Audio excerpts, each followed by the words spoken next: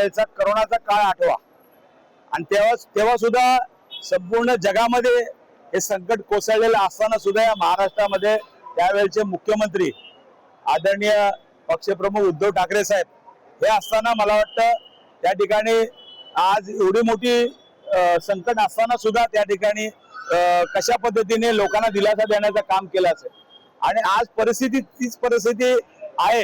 परंतु आज तुम्ही बघितलं असेल या युद्धाच्या नावाखाली किती लोकांना तुम्ही त्या ठिकाणी ते झळ सोसणार आहे। सरकार म्हणून तुमची काय भूमिका आहे की नाही? आज हे संबंध पेट्रोल डिझेल असेल, सीएनजी असेल, इलेक्ट्रिकचे बिल असतील, या सर्वसामान्यांना जे काही आहे खाद्यतेल असेल, या सर्वांचे दरवाढ त्या ठिकाणी दररोज 8 दिवसांनी दरवाढ त्या ठिकाणी होते आणि असं असताना आज सर्वसामान्य माणूस कशा पद्धतीने त्याचं घर चालवणार आहे? आज तुम्ही बघितलं असेल नोकऱ्या नाहीत तरुण मुलांना।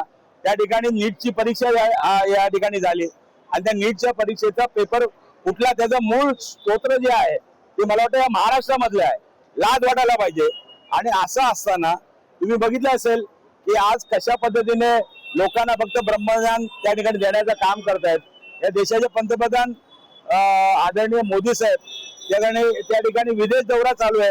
अरे तो विदेश दौरा तुम्हाला त्या ठिकाणी याच्या माध्यमातून सुद्धा करता आला असता, व्हिडिओ माध्यमातून। आज तुम्ही सरकार म्हणून तुमची जी भूमिका आहे त्या ठिकाणी सर्वसामान्याला दिलासा देण्याची नाहीये आणि म्हणून मला वाटतं आज जनता त्या ठिकाणी आम्ही आज निषेध करण्यासाठी या ठिकाणी जमा झालेलो आहोत।